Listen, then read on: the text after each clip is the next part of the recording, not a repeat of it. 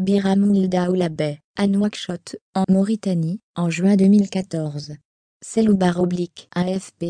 Après 5 mois de détention à la suite d'une plainte déposée par un journaliste, le député d'opposition anti-esclavagiste mauritanien Biram Ould Oulabeh est sorti de prison lundi 31 décembre au soir.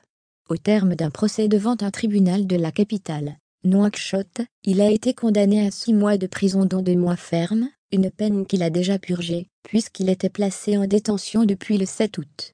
Un militant de son ONG anti-esclavagiste, l'Initiative pour la résurgence du mouvement abolitionniste Ira, Abdallahi Ould Houssen, avec qui il était en détention préventive, et qui était accusé de complicité, a également été condamné à 6 mois de prison dont 2 mois fermes. Le parquet avait requis 5 ans fermes contre M. Oulabeh et 3 ans fermes contre M. Ould Houssen. Lire aussi Biram Ould, la voix des esclaves modernes de Mauritanie. Immunité parlementaire. Après le jugement, les 2 détenus sont sortis libres de la prison d'Arafat, dans le sud de la capitale, a constaté un journaliste de l'agence France-Presse AFP.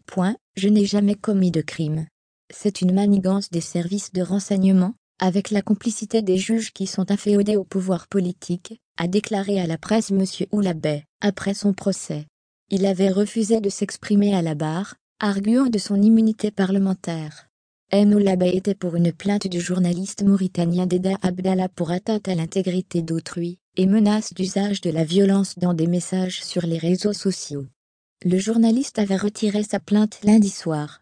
Le militant anti-esclavagiste a été élu député lors des législatives de septembre remportées par le pouvoir, sous les couleurs du parti Assawab, aux orientations baasistes nationalistes arabes, qui a fait alliance avec l'aile politique de l'IRA.